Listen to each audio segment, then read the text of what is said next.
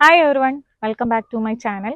അപ്പോൾ ഇന്നത്തെ വീഡിയോ എന്താണെന്ന് വെച്ച് കഴിഞ്ഞാൽ നമ്മളിപ്പോൾ നിൽക്കുന്നത് വടക്കേക്കാട് സൈറ്റാണ്. നെക്സ്റ്റ് സ്റ്റെപ്പ് എന്താണെന്ന് വെച്ച് കഴിഞ്ഞാൽ പടവാണ്. പടവിന് വേണ്ടിയിട്ട് നമ്മളിവിടെ കുറച്ച് ഭാഗങ്ങൾ നമുക്ക് എംബ്രിക്ക് വെച്ചിട്ടാണ് പടുക്കാനുള്ളത്. അപ്പോൾ അതൊന്ന് പരിചയപ്പെടാം. അപ്പോൾ ഇന്നത്തെ എൻ്റെ ടോപ്പിക്കിലേക്ക് എൻ്റെ എല്ലാ കൂട്ടുകാർക്കും സ്വാഗതം.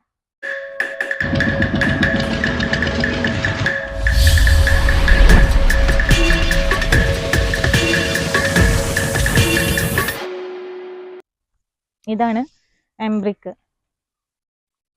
എന്നുവെച്ചാൽ മഡ് ബ്രിക്കാണ്. ഇത് പല കമ്പനികളും ഇപ്പോൾ ഉണ്ടാക്കി വരുന്നുണ്ട്.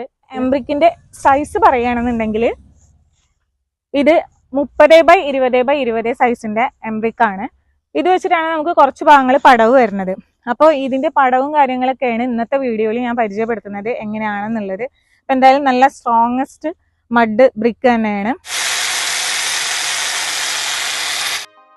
കംപ്രസീവ് സ്ട്രെങ്ത് റിപ്പോർട്ട് ഓക്കെ ആയിട്ടുള്ള മഡ് ബ്രിക്ക് ആണ് ഇവിടെ പടവിന് വേണ്ടി യൂസ് ചെയ്യുന്നത്. സാധാരണ ലാറ്ററൈറ്റും അതുപോലെ തന്നെ സോളിഡ് ബ്രിക്കും പടുക്കുന്നത് പോലെ തന്നെയാണ് ഈ ഒരു മഡ് ബ്രിക്കും പടുത്തു വരുന്നത്. 1:6 മോർട്ടാറാണ് നമ്മളിവിടെ ഇതിന് വേണ്ടിയിട്ട് ഉപയോഗിക്കുന്നത്. വാട്ടർ ലെവലെല്ലാം ചെക്ക് ചെയ്തിട്ട് തന്നെയാണ് എല്ലാ ലെയറും മുന്നോട്ട് പോയിക്കൊണ്ടിരിക്കുന്നത് പടവ്.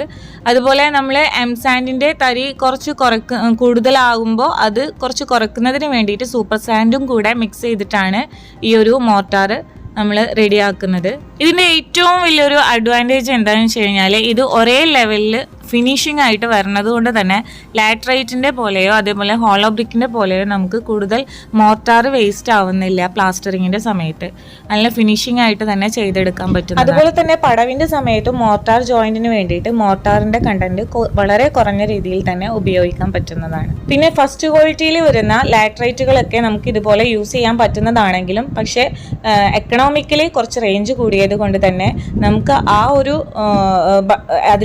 ഒരു ഫിനിഷിംഗിലേക്ക് ഈ ഒരു ബഡ്ജറ്റിൽ നിന്നുകൊണ്ട് ഈ ഒരു എംബ്രിക്ക് കൊണ്ട് പടുത്തെടുക്കാൻ സാധിക്കുന്നതാണ്. കാപ്പിലറി ആക്ഷൻ തടയുന്നതിൽ എംബ്രിക്ക് എത്രത്തോളം ആപ്റ്റ് ആകും എന്നുള്ളത് നമ്മളുടെ സൈറ്റിനെ ബാധകമാകുന്നതല്ല. കാരണം നമ്മളുടെ സൈറ്റിൽ 45 സെന്റിമീറ്റർ ഹൈറ്റിൽ പ്ലിന്ത് ബീമും അതുപോലെ തന്നെ ടാർ ഫെൽറ്റ് ഷീറ്റെല്ലാം കംപ്ലീറ്റ് ചെയ്തത് കൊണ്ട് തന്നെയാണ്.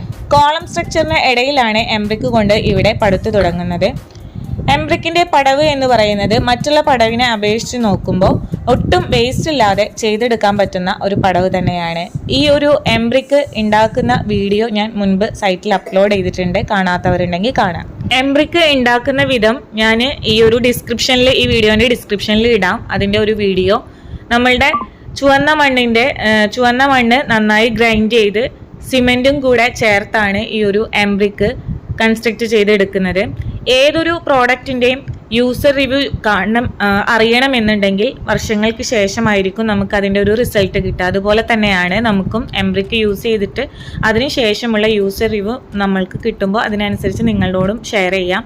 നിങ്ങളുടെ ഇടയിൽ ആർക്കെങ്കിലും ഇതിനെ കുറിച്ച് യൂസർ റിവ്യൂ പറയാനുണ്ടെന്നുണ്ടെങ്കിൽ എന്തെങ്കിലും അഭിപ്രായങ്ങളും നിർദ്ദേശങ്ങളും പറയാനുണ്ടെങ്കിൽ തീർച്ചയായിട്ടും കമൻ്റായി നമ്മളോട് അറിയിക്കുക, ഷെയർ ചെയ്യുക.